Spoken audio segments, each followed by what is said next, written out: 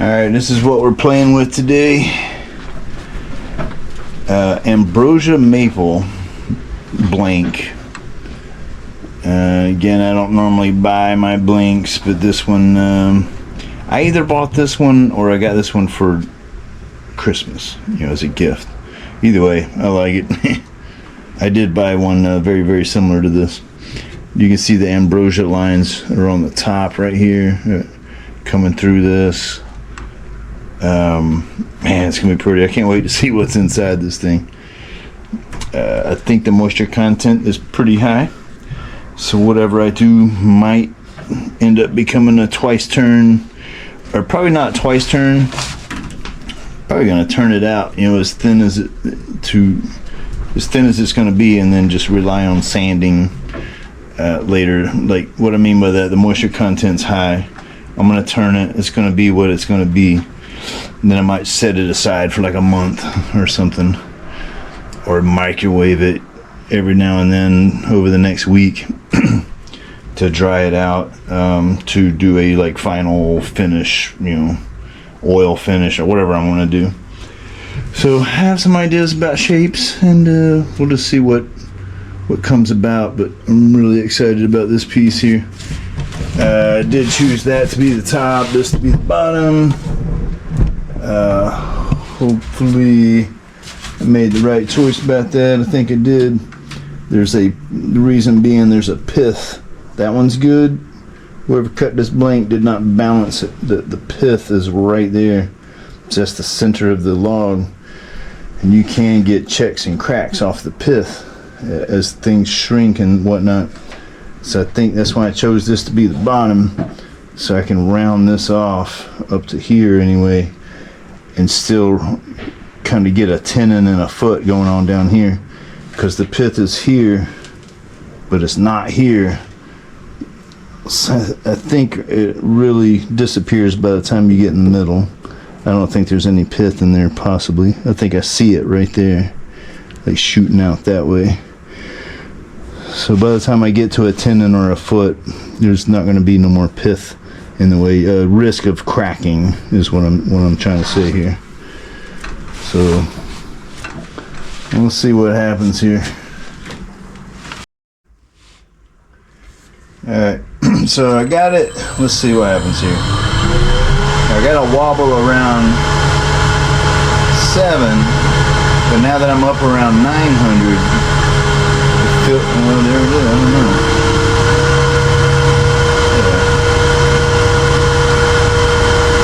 Up around 1,022, that wobble kind of goes away a little bit.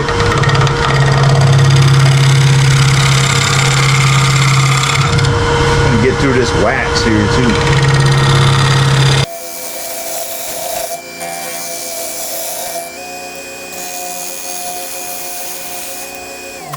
Right.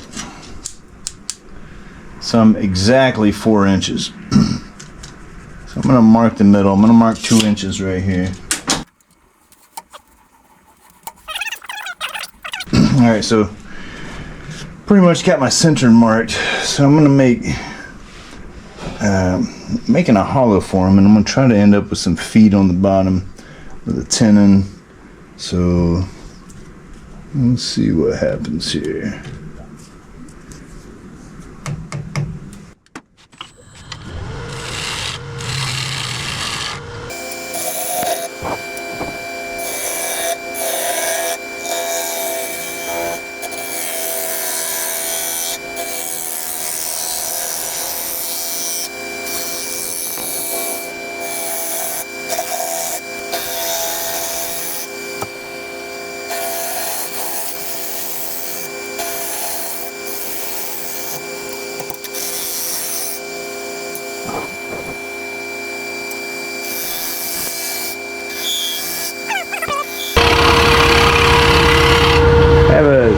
about shaping mine. I just want to let it naturally, let it form the way it wants to form, you know? I want the opening really small and the foot really small on this piece.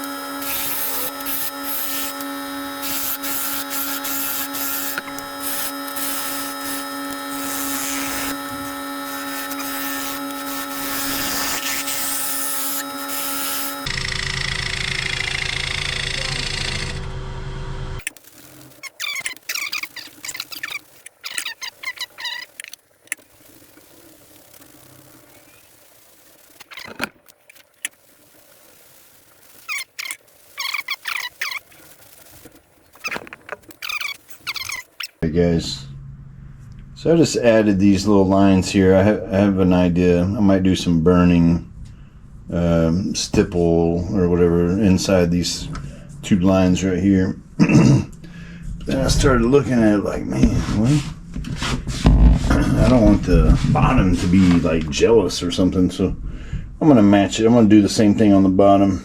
See if I can make this piece bling out, pop out a little more than what I normally do.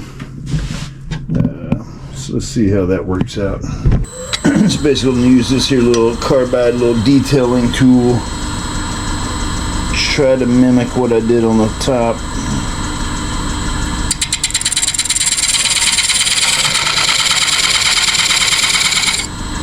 Nothing too special here.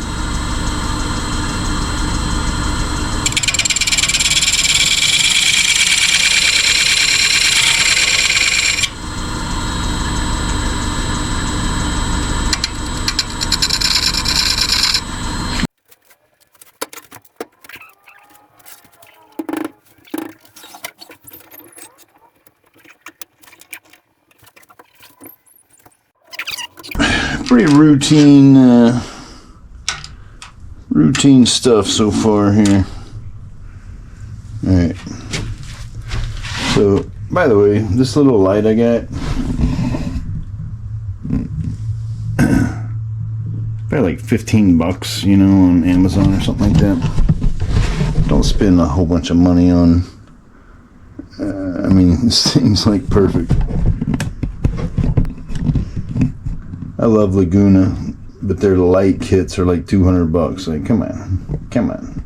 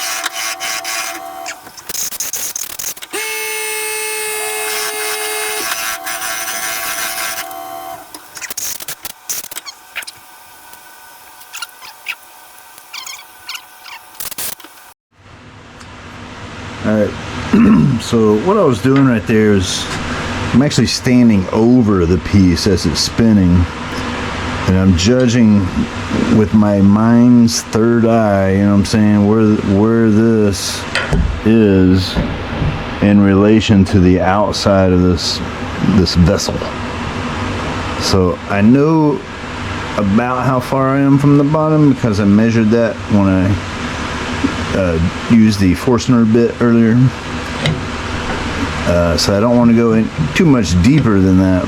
I need to start working off my size, and I'm using this to just use, you know, eventually I'm going to use my calipers, but right now it's all the third eye, baby.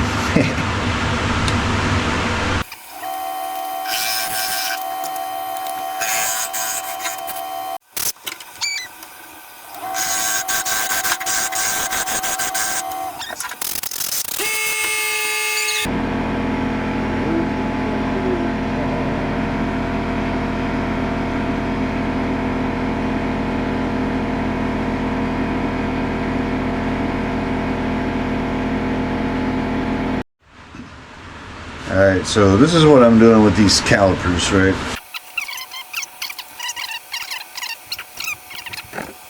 That right there, that's pretty thin. It's 1/4 inch. Just behind there. You know. So you can tell this gap gets bigger as I go around to here.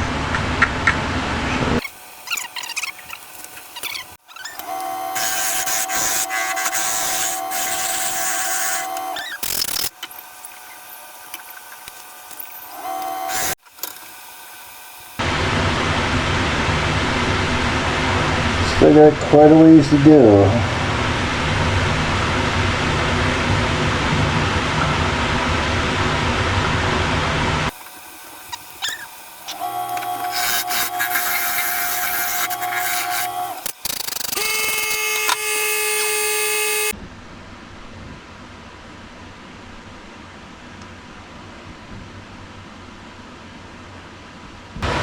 I don't always wear a mask,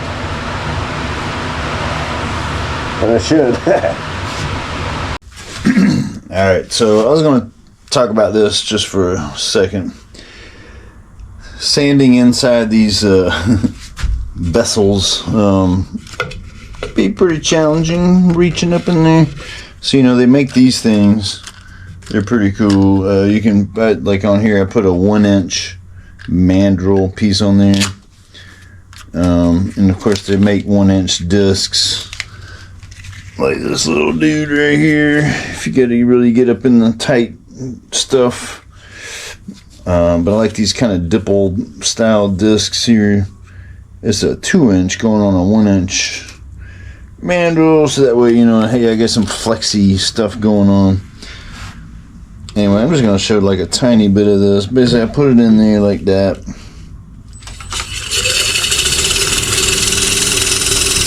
Before I apply any pressure, I kind of get a feel for what I'm doing here.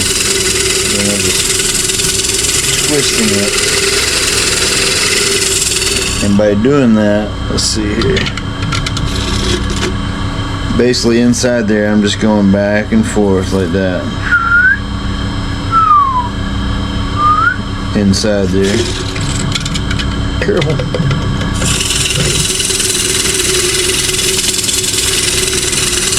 Just like that, kind of twisting.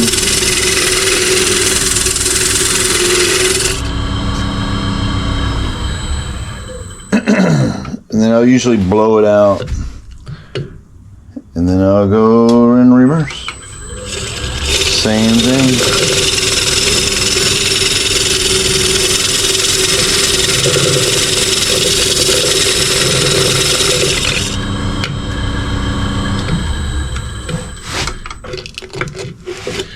Just a little demonstration. And on the inside of this piece, I probably won't even go up too high. This is 120. Once I get rid of this little spot, I might get up to 220 tops. I don't know. I might even leave it at 120.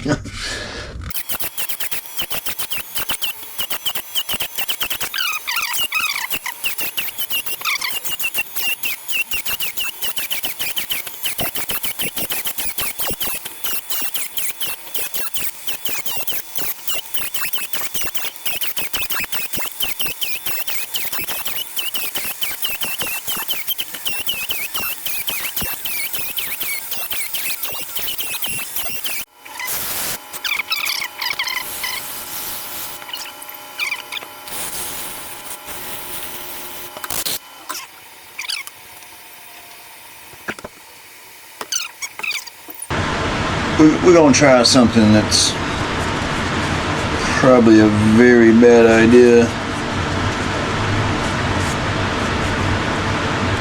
Something I would probably not recommend. Spend this much time on a holoform or whatever, on anything, and then risk what I'm about to risk. Ugh. This is gonna be silly, but I have such a vision. I have a vision of how I want this thing to look, and I just won't be happy if I settled for anything less than what's in my mind right now, to be honest.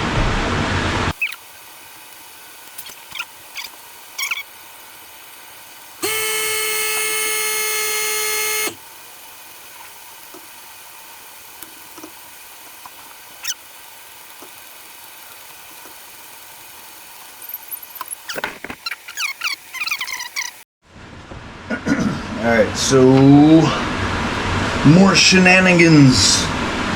Yeah, so that's what I did. I made a mess. It's okay. I had to do some sanding to kind of touch all this up on both sides there.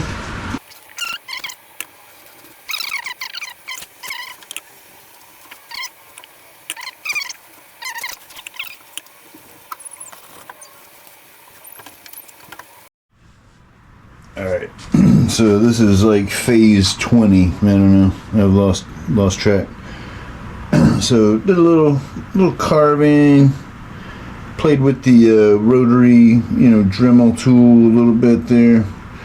Played with some Indian ink, the black ink, kind of make that pop out. Again, this is Ambrosia Maple. You can see these little holes. That's from the Ambrosia beetle, and that larvae going through there is what made all these stripes, basically. So now, you know me, I get a little sad when things come to a conclusion. So now I'm gonna roll with some gilding wax, little copper gilding wax, and that should fill in the dimples that I created around this here black, the top and the bottom.